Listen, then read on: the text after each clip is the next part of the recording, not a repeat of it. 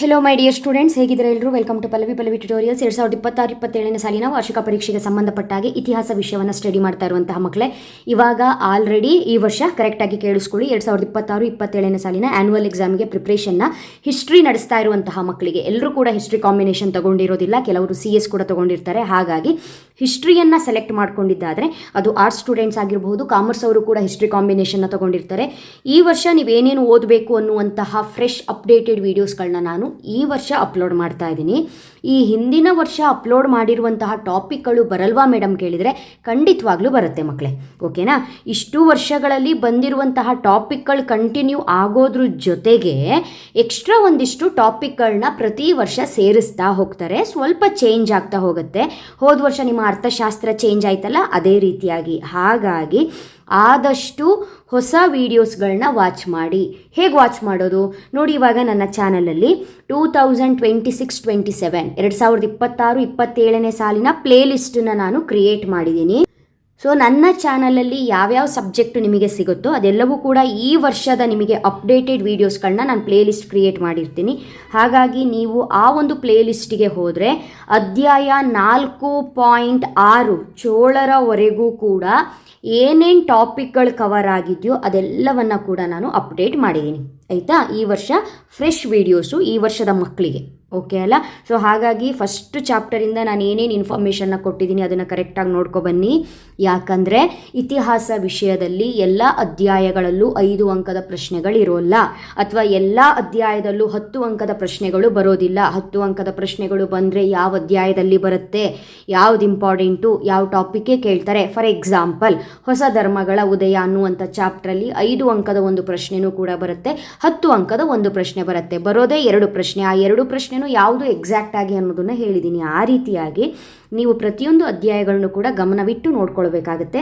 ಇನ್ನು ಮುಂದೆ ಬರುವಂತಹ ಅಧ್ಯಾಯಗಳ ಬಗ್ಗೆ ಕೂಡ ನಿಮಗೆ ಮಾಹಿತಿ ಗೊತ್ತಾಗಬೇಕು ಅಂತ ಹೇಳಿದರೆ, ಯಾರು ಇನ್ನು ಚಾನಲ್ಗೆ ಸಬ್ಸ್ಕ್ರೈಬ್ ಆಗಿಲ್ಲವಾಗಲೇ ಸಬ್ಸ್ಕ್ರೈಬ್ ಆಗಿ ಆಲ್ ಬಟನ್ನ ಕ್ಲಿಕ್ ಮಾಡ್ಕೊಳ್ಳಿ. ವೀಡಿಯೋಸ್ ಬರ್ತಿದ್ದಾಗೆ ನೋಟಿಫಿಕೇಶನ್ ಬರುತ್ತೆ ಮಕ್ಕಳೇ, ಓಕೆನಾ? ಇವತ್ತಿನ ವಿಡಿಯೋಗೆ ಬಂದರೆ ಅಧ್ಯಾಯ 4.7 ವೆರಿ ಇಂಪಾರ್ಟೆಂಟ್ ಚಾಪ್ಟರ್ ಅಂತ ಹೇಳ್ಬೋದು. ವರ್ಧನರು ಮತ್ತು ಆರಂಭಿಕ ಚಾಲುಕ್ಯರು ಪಲ್ಲವರು ಏನಿದ್ದಾರೆ, ಈ ಅಧ್ಯಾಯದಲ್ಲಿ ಬರುವಂತಹ ಬಹುಮುಖ್ಯ ಪ್ರಶ್ನೆಗಳು ಯಾವುದು ಅಂತ ನೋಡ್ತಾ ಹೋಗೋಣ. ನಿಮಗೆ ಗೊತ್ತಿರೋ ಹಾಗೆ ಬಹು ಆಯ್ಕೆ ಪ್ರಶ್ನೆ, ಬಿಟ್ಟ ಸ್ಥಳ, ಹೊಂದಿಸಿ ಬರೆಯಿರಿ, 1 ಅಂಕ, 2 ಅಂಕ, 5 ಅಂಕ, 10 ಅಂಕ ಹಾಗೂ ಕಾಲಾನುಕ್ರಮ ಪ್ರಶ್ನೆಗಳು ಎಲ್ಲ ಅಧ್ಯಾಯದಲ್ಲೂ ಬರುತ್ತೆ. ಕವರ್ ಆಗುವಂಥ ಪ್ರಶ್ನೆಗಳು ಯಾವುದು ಅನ್ನೋದು ಗೊತ್ತಿರಬೇಕು. ನೋಟ್ ಡೌನ್ ಮಾಡಿಟ್ಕೊಳ್ಳಿ, ಇಲ್ಲ ಬೋರ್ಡ್ ಅವರೇ ರಿಲೀಸ್ ಮಾಡಿರುವಂಥ ಕ್ವಶನ್ ಬ್ಯಾಂಕನ್ನು ಡೌನ್ಲೋಡ್ ಮಾಡಿಕೊಂಡು ಅದರಲ್ಲಿ ಆನ್ಸರ್ನ ಟಿಕ್ ಮಾಡ್ಕೊಳ್ಳಿ. ಇನ್ನು ಸಾಕಷ್ಟು ಸಮಯ ಅವಕಾಶ ಇರೋದ್ರಿಂದ ಪ್ರತಿಯೊಂದು ಸಬ್ಜೆಕ್ಟಿಗೂ ಒಂದೊಂದು ನೋಟ್ಸನ್ನ ಇಟ್ಕೊಂಡು ನೀಟಾಗಿ ಬರ್ಕೊಂಡು ನೀವು ಫಾಲೋ ಮಾಡಿದ್ದೆ ಆದರೆ ಗುಡ್ ಸ್ಕೋರ್ನ ಮಾಡ್ಬೋದು. ಅದೇ ರೀತಿಯಾಗಿ ನನ್ನ ಚಾನಲಲ್ಲಿ ನಿಮಗೆ ಈ ಹಿಂದಿನ ವರ್ಷಗಳ ಪ್ರಶ್ನೆ ಪತ್ರಿಕೆಯನ್ನು ಕೂಡ ನಾನು ಬಿಡಿಸಿರ್ತೀನಿ.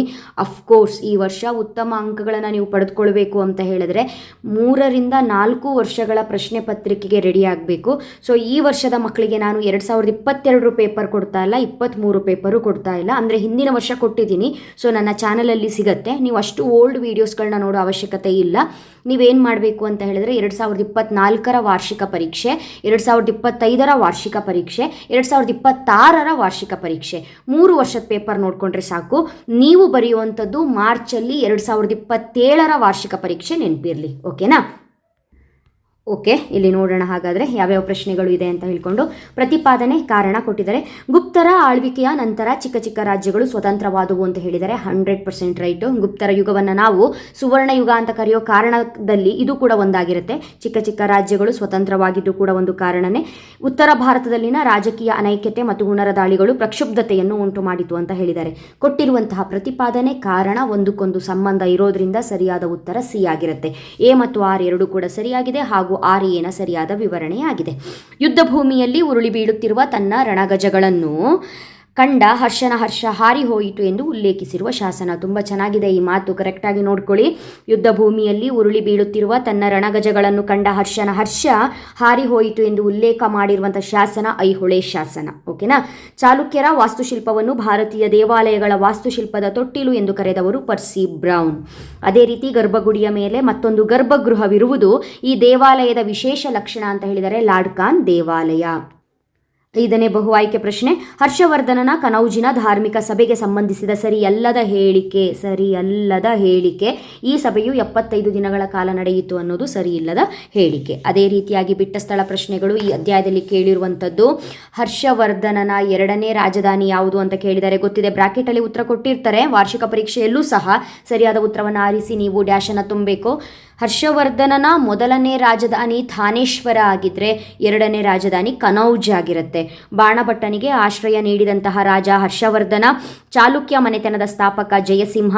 ಪಲ್ಲವರ ರಾಜಧಾನಿ ಕಂಚಿ. ಪಟ್ಟದಕಲ್ಲಿನ ಪ್ರಾಚೀನ ಹೆಸರು ಕಿಸುವಳಲು. ಅದೇ ರೀತಿ ಹೊಂದಿಸಿ ಬರೆಯಿರಿ ಪ್ರಶ್ನೆಗಳನ್ನ ಕೇಳಿದರೆ ನೋಡ್ಕೊಳ್ಳಿ. ಚಾವುಂಡರಾಯ ಗೊಮ್ಮಟೇಶ್ವರ ವಿಗ್ರಹ. ಹರ್ಷವರ್ಧನನ ಮೊದಲ ಹೆಸರು ಶಿಲಾದಿತ್ಯ. ಮಯೂರವರ್ಮ ಕದಂಬ ವಂಶದ ಸ್ಥಾಪಕ. ರವಿಕೀರ್ತಿ ಮೇಗುತಿ ದೇವಾಲಯ. 2ನೇ ಪುಲಿಕೇಶಿಯ ಬಿರುದು ಪೃಥ್ವಿ ವಲ್ಲಭ. ಅದೇ ರೀತಿ ಬಾಣಭಟ್ಟ ಹರ್ಷಚರಿತೆ. ರವಿಕೀರ್ತಿ ಐಹೊಳೆ ಶಾಸನ ರಚನೆ. ವಿಜಯ ಭಟ್ಟಾರಿಕಾ ಕೌಮುದಿ ಮಹೋತ್ಸವ. ಮಂಗಳೇಶ ಮಹಾಕೂಟ ಶಾಸನ. ಹುಯೆನ್ಸ್ತಾಂಗ್ ಸಿಯುಕಿ. ಅದೇ ರೀತಿ 1 ಅಂಕದ ಪ್ರಶ್ನೆ ಈ ಅಧ್ಯಾಯದಲ್ಲಿ ಬರುವಂಥದ್ದು. ವರ್ಧನರ ಶ್ರೇಷ್ಠ ದೊರೆ ಯಾರು? ಹರ್ಷವರ್ಧನ. ಹರ್ಷಚರಿತೆಯನ್ನು ಬರೆದವರು ಯಾರು? ಬಾಣಭಟ್ಟ. ಹರ್ಷವರ್ಧನನ ಮೊದಲ ರಾಜಧಾನಿ ಯಾವುದು? ಥಾನೇಶ್ವರ. ಶಿಲಾದಿತ್ಯ ಎಂದು ಯಾರನ್ನು ಕರೆಯಲಾಗಿದೆ? ಹರ್ಷವರ್ಧನ. ಉತ್ತರ ಪತೇಶ್ವರ ಎಂದು ಯಾರು ಪ್ರಸಿದ್ಧರಾಗಿದ್ದರು ಅಂತ ಹೇಳಿದ್ರೆ ಹರ್ಷವರ್ಧನ. ಅದೇ ರೀತಿ ಮುಂದುವರೆದು 1 ಅಂಕದ ಪ್ರಶ್ನೆಗಳು. ನರ್ಮದಾ ನದಿ ಕಾಳಗ ಯಾವ ವರ್ಷದಲ್ಲಿ ನಡೆಯಿತು ಅಂತ ಹೇಳಿದ್ರೆ ಸಾಮಾನ್ಯ ಶಕ ವರ್ಷ 634. ಹರ್ಷವರ್ಧನ ಸ್ವೀಕರಿಸಿದ ಧರ್ಮ ಬೌದ್ಧ ಧರ್ಮ. ಕನೌಜಿನ ಧಾರ್ಮಿಕ ಸಭೆಯ ಅಧ್ಯಕ್ಷತೆಯನ್ನು ವಹಿಸಿದ್ದವರು ಯಾರು ಅಂತ ಹೇಳಿದ್ರೆ ಹುಯೆನ್ಸ್ತಾಂಗ್. ಪ್ರಯಾಗ್ ಬೌದ್ಧ ಮಹಾಸಮ್ಮೇಳನ ಯಾವಾಗ ನಡೆಯಿತು ಅಂತ ಹೇಳಿದರೆ ಸಾಮಾನ್ಯ ಶಕ ವರ್ಷ 643. ಕದಂಬ ವಂಶದ ಸ್ಥಾಪಕ ಮಯೂರವರ್ಮ. ಕನ್ನಡದ ಮೊದಲ ಶಾಸನ ಹಲ್ಮಿಡಿ ಶಾಸನ. ಗಂಗರ ಪ್ರಸಿದ್ಧ ದೊರೆ ದುರ್ವಿನೀತ. ಗಂಗರ ಪ್ರಸಿದ್ಧ ಮಂತ್ರಿ ಚಾವುಂಡರಾಯ. ಆರಂಭಿಕ ಚಾಲುಕ್ಯರ ರಾಜಧಾನಿ ಬಾದಾಮಿಯಾಗಿತ್ತು. ಬಾದಾಮಿ ಚಾಲುಕ್ಯರ ಶ್ರೇಷ್ಠ ದೊರೆ ಯಾರು ಅಂತ ಹೇಳಿದರೆ ಇಮ್ಮಡಿ ಪುಲಿಕೇಶಿ. ಬಾದಾಮಿ ಚಾಲುಕ್ಯರ ರಾಜಲಾಂಛನ ವರಹ. 1ನೇ ಪುಲಿಕೇಶಿ ಅಶ್ವಮೇಧ ಯಾಗ ಮಾಡಿದನೆಂದು ತಿಳಿಸುವ ಶಾಸನ ಬಾದಾಮಿಯ ಬಂಡೆ ಶಾಸನ. ನರ್ಮದಾ ನದಿ ಕಾಳಗದ ನಂತರ ಇಮ್ಮಡಿ ಪುಲಕೇಶಿ ಯಾವ ಬಿರುದನ್ನು ಪಡೆದನು ಅಂತ ಹೇಳಿದ್ರೆ ಪರಮೇಶ್ವರ ಎಂಬ ಬಿರುದು. ಮುಂದಿನ ಪ್ರಶ್ನೆ, ದಕ್ಷಿಣ ಪತೇಶ್ವರ ಎಂದು ಪ್ರಸಿದ್ಧರಾಗಿದ್ದವರು ಯಾರು ಅಂತ ಕೇಳಿದರೆ ದಕ್ಷಿಣ ಪತೇಶ್ವರ ಎಂಬ ಬಿರುದು ಇದ್ದದ್ದು ಇಮ್ಮಡಿ ಪುಲಕೇಶಿಗೆ. ಅದೇ ರೀತಿ ಉತ್ತರ ಪತೇಶ್ವರ ಅಂತ ಹೇಳಿದ್ರೆ ಅದು ಬಿರುದು ಬಂದಿದ್ದು ಹರ್ಷವರ್ಧನ, ನೆನಪಿರ್ಲಿ. ಇಮ್ಮಡಿ ಪುಲಕೇಶಿಯನ್ನು ಸೋಲಿಸಿದ ಪಲ್ಲವರ ದೊರೆ. ಇಮ್ಮಡಿ ಪುಲಕೇಶಿಯನ್ನು ಸೋಲಿಸಿದ ಪಲ್ಲವರ ದೊರೆ 1ನೇ ನರಸಿಂಹವರ್ಮ. ವಾತಾಪಿ ಕೊಂಡನ್ ಎಂಬ ಬಿರುದು ಪಡೆದುಕೊಂಡವರು ಯಾರು ಅಂದರೆ 1ನೇ ನರಸಿಂಹವರ್ಮ. ಐಹೊಳೆ ಶಾಸನವನ್ನು ರಚನೆ ಮಾಡಿದವರು ರವಿಕೀರ್ತಿ. ವಿಜಯ ಭಟ್ಟಾರಿಕಾ ರಚಿಸಿದ ಕೃತಿ ಕೌಮುದಿ ಮಹೋತ್ಸವ. ಇಮ್ಮಡಿ ಪುಲಕೇಶಿಯ ಆಸ್ಥಾನ ಕವಿ ರವಿಕೀರ್ತಿ. ಪಲ್ಲವರ ರಾಜಧಾನಿ ಕಂಚಿ. ಪಲ್ಲವರು ಶಿಲಾರಥಗಳನ್ನ ಎಲ್ಲಿ ನಿರ್ಮಾಣ ಮಾಡಿದ್ದರು ಅಂತ ಹೇಳಿದ್ರೆ ಮಹಾಬಲಿಪುರಂ ಎಂಬಲ್ಲಿ ನಿರ್ಮಾಣ ಮಾಡಿದ್ದರು. ಅದೇ ರೀತಿ ಈ ಅಧ್ಯಾಯದಲ್ಲಿ ಬರುವಂತಹ 2 ಅಂಕದ ಪ್ರಶ್ನೆಗಳು ಈ ರೀತಿಯಾಗಿದೆ. ಪಾಸ್ ಮಾಡಿ ಇಲ್ಲೇ ಬರ್ಕೊಳ್ಳಿ. ಇದಕ್ಕೆ ಉತ್ತರವನ್ನ ನೆಕ್ಸ್ಟ್ ವಿಡಿಯೋದಲ್ಲಿ ಅಪ್ಲೋಡ್ ಮಾಡ್ತೀನಿ. ಈ ಒಂದು ಅಧ್ಯಾಯದಲ್ಲಿ 10 ಅಂಕದ ಯಾವುದೇ ಪ್ರಶ್ನೆಗಳು ನಿಮಗೆ ಬಹುಮುಖ್ಯವಾಗಿ ಕೇಳುವಂಥದ್ದು ಇಲ್ಲ. 2 ಅಂಕದ ಪ್ರಶ್ನೆಗಳನ್ನ ನೋಟ್ ಡೌನ್ ಮಾಡಿಟ್ಕೊಳ್ಳಿ. ಉತ್ತರ ನೆಕ್ಸ್ಟ್ ವಿಡಿಯೋದಲ್ಲಿ ಸಿಗುತ್ತೆ ನಿಮಗೆ. ಇಲ್ಲಿ ಹರ್ಷವರ್ಧನನ ಸಾಧನೆಗಳನ್ನು ಕೇಳಿದರೆ, ಹಾಗೆ ಇಮ್ಮಡಿ ಪುಲಕೇಶಿಯ ಸಾಧನೆಗಳನ್ನು ಕೇಳಿದರೆ. ನೀವು ಉಳಿದಿರುವಂತಹ ಅಧ್ಯಾಯಗಳು, ಅದರಲ್ಲೂ ನಾನು ಕೊಟ್ಟಿರುವಂತಹ ಪ್ರಶ್ನೆಗಳ ನೀವು 10 ಅಂಕದ್ದಾಗಿರ್ಬೋದು 5 ಅಂಕದ್ದಾಗಿರ್ಬೋದು ಕರೆಕ್ಟಾಗಿ ನೋಡ್ಕೊಳ್ತೀವಿ ಅನ್ನೋದಾದರೆ ಹರ್ಷವರ್ಧನನ ಸಾಧನೆ ನೋಡ್ಕೊಳ್ಳೋ ಅವಶ್ಯಕತೆ ಇಲ್ಲ. ಯಾಕಂದರೆ ನಿಮಗೆ ಆಪ್ಷನ್ ಸಿಗುತ್ತೆ. ನಾ ಬೇರೆ ಅಧ್ಯಾಯದಲ್ಲಿ ಕವರ್ ಆಗೋ ರೀತಿ ಪ್ರಶ್ನೆಗಳನ್ನ ಕೊಟ್ಟಿರ್ತೀನಿ. ಇಮ್ಮಡಿ ಪುಲಕೇಶಿಯ ಸಾಧನೆಗಳನ್ನು ನೋಡ್ಕೊಳ್ಬೇಕು. 10 ಅಂಕದ ಬಹುಮುಖ್ಯ ಪ್ರಶ್ನೆಗಳಲ್ಲಿ ಈ ಪ್ರಶ್ನೆಯನ್ನು ನಾನು ಕವರ್ ಮಾಡಿದ್ದೀನಿ. ಓಕೆನಾ ಮಕ್ಕಳೇ? ಸೊ ಇದಿಷ್ಟು ಕೂಡ ಈ ಒಂದು ಅಧ್ಯಾಯಕ್ಕೆ ಸಂಬಂಧಪಟ್ಟಂತೆ ಬಹುಮುಖ್ಯ ಪ್ರಶ್ನೆಗಳು. ಈ ಅಧ್ಯಾಯದಲ್ಲಿ ನಾನು ನಿಮಗೆ 2 ಅಂಕದ ಪ್ರಶ್ನೆಗಳಿಗೆ ಉತ್ತರವನ್ನು ಹೇಳಬೇಕು. ಜೊತೆಗೆ ಇಮ್ಮಡಿ ಪುಲಕೇಶಿಯ ಸಾಧನೆಗಳನ್ನು ಕೇಳಿದಾಗ ಯಾವ ರೀತಿಯಾಗಿ ಉತ್ತರ ಬರೀಬೇಕು ಅನ್ನೋದನ್ನು ಉತ್ತರ ಕೂಡ ಕೊಡಬೇಕಲ್ವಾ? ಅದನ್ನು ನೆಕ್ಸ್ಟ್ ವಿಡಿಯೋದಲ್ಲಿ ಅಪ್ಲೋಡ್ ಮಾಡ್ತೀನಿ. ಚೆನ್ನಾಗಿ ಓದ್ಕೊಳ್ಳಿ, ಚೆನ್ನಾಗಿ ಪ್ರಿಪೇರ್ ಆಗಿ. ಅಕೌಂಟೆನ್ಸಿಗೆ ಸಂಬಂಧಪಟ್ಟಾಗಿ ಎಲ್ಲ ರೀತಿಯ ಪ್ರಾಬ್ಲಮ್ಸ್ಗಳನ್ನ ನಾನು ಅಪ್ಲೋಡ್ ಮಾಡಿದ್ದೀನಿ. ಕ್ವಶನ್ ಬ್ಯಾಂಕಲ್ಲಿರುವಂತಹ ಕ್ವಶನ್ಸ್ಗಳನ್ನು ಕೂಡ ಸಾಲ್ವ್ ಮಾಡಿದ್ದೀನಿ ಮಕ್ಕಳೇ. ಹಾಗಾಗಿ ಅಕೌಂಟೆನ್ಸಿ ರಿಲೇಟೆಡ್ ಇನ್ನೂ ಬೇರೆ ಟಾಪಿಕ್ಗಳನ್ನ ಅಪ್ಲೋಡ್ ಮಾಡುವಂಥದ್ದು ಏನೂ ಇಲ್ಲ. ಈ ವರ್ಷ ನಿಮ್ಮ ಮಾಡೆಲ್ ಪೇಪರ್ ಬಂದ ತಕ್ಷಣ ಇನ್ನೇನಾದರೂ ಪ್ರೋಸೆಸ್ ಇದ್ರೆ ಮಾಡಬೇಕು. ಅದು ಬಿಟ್ಟು ಎಲ್ಲ ಲೆಕ್ಕಗಳನ್ನ ಹೇಳ್ಕೊಟ್ಟಿದ್ದೀನಿ. ಚೆನ್ನಾಗಿ ಕಲ್ತ್ಕೊಳ್ಳಿ, ಒಳ್ಳೆಯದಾಗಲಿ. ಚೆನ್ನಾಗಿ ಓದಿ, ಗಮನ ಇಟ್ಟು ಓದಿ, ಚೆನ್ನಾಗಿ ಕಲ್ತ್ಕೊಳ್ಳಿ. ಇನ್ನು ಯಾವುದಾದ್ರು ಟಾಪಿಕ್ ಅರ್ಥ ಆಗಿಲ್ಲ, ಇನ್ನೊಮ್ಮೆ ಹೇಳಬೇಕು, ಮತ್ತೊಮ್ಮೆ ಹೇಳಬೇಕು, ಇನ್ನೊಂದ್ಸಲ ಲೆಕ್ಕನ ಹೇಳ್ಕೊಡಿ ಅನ್ನೋದಿದ್ರೆ ಅಕೌಂಟೆನ್ಸಿ ಆಗಿರ್ಬೋದು ಅಥವಾ ಎಕನಾಮಿಕ್ಸಲ್ಲಿ ಬರುವಂಥ ಪ್ರಾಬ್ಲಮ್ಸ್ ಆಗಿರ್ಬೋದು, ಏನಾದರೂ ಡೌಟ್ ಇತ್ತು ಅಂತ ಹೇಳಿದರೆ, ನಿಮಗೇನಾದರೂ ಡೌಟ್ ಬಂತು ಅಂತ ಹೇಳಿದರೆ ಖಂಡಿತ ಕಮೆಂಟ್ ಕಮೆಂಟ್ ಮಾಡಿ. ನಾನು ಒಂದ್ಸಲ ಕಮೆಂಟ್ ಎಲ್ಲ ನೋಡಿಕೊಂಡು ಒಂದು ಕ್ಲಾಸಸ್ ಅಂತೂ ನಾನು ಹಾಕ್ತೀನಿ ನಿಮ್ಮ ಡೌಟ್ ಕ್ಲಿಯರ್ ಮಾಡೋದಕ್ಕೆ, ಓಕೆನಾ. ಸೊ ಎಂಡ್ವರೆಗೂ ವೀಡಿಯೋನ ವಾಚ್ ಮಾಡಿರುವಂತಹ ಮಕ್ಕಳಿಗೆ ಮಾತ್ರ ಇನ್ಫಾರ್ಮೇಷನ್ ಪಾಸ್ ಆಗುತ್ತೆ.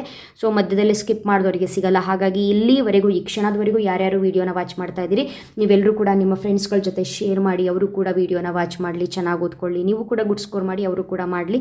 ಚೆನ್ನಾಗಿ ಓದಬೇಕು, ಮಕ್ಕಳಿಗೆ ಒಳ್ಳೆ ಸ್ಕೋರ್ ಆಗಬೇಕು. PUC ಅನ್ನೋದು ನಿಮ್ಮ ಲೈಫಲ್ಲಿ ಒಂದು ಟರ್ನಿಂಗ್ ಪಾಯಿಂಟು, ಒಂದು ಉತ್ತಮ ಅಂಕಗಳನ್ನ ನೀವು ಪಡೆದುಕೊಳ್ಳೇಬೇಕು. ಯಾವುದೇ ಜಾಬಿಗೆ ಹೋಗೋದಿದ್ರು ಕೂಡ PUCಯ ಮಾರ್ಕ್ಸು ಅಲ್ಲಿ ನಿಮಗೆ ಕೌಂಟ್ ಆಗೇ ಆಗುತ್ತೆ. ಈವನ್ ಗೌರ್ಮೆಂಟ್ ಜಾಬ್ ಆಗಿರ್ಬೋದು ಅಥವಾ ಕಾರ್ಪೊರೇಟ್ ಜಾಬ್ ಆಗಿರ್ಬೋದು, ಎಲ್ಲೇ ಹೋದರೂ ಕೂಡ PUC marks very very very important. ಓದೋದನ್ನು ಚೆಂದ ಮಾಡಿ ಓದ್ಕೊಂಡ್ರೆ ಎಕ್ಸಾಮ್ ಖಂಡಿತವಾಗ್ಲೂ ಈಸಿ ಇದ್ದೇ ಇರುತ್ತೆ, ಓಕೆನಾ. ಟೆನ್ಷನ್ ಮಾಡ್ಕೋಬೇಡಿ, ಆರಾಮಾಗಿ ಓದ್ಕೊಳ್ಳಿ. ನೆಕ್ಸ್ಟ್ ವಿಡಿಯೋದಲ್ಲಿ ಮತ್ತೆ ಸಿಗ್ತೀನಿ. All the best. Thank you.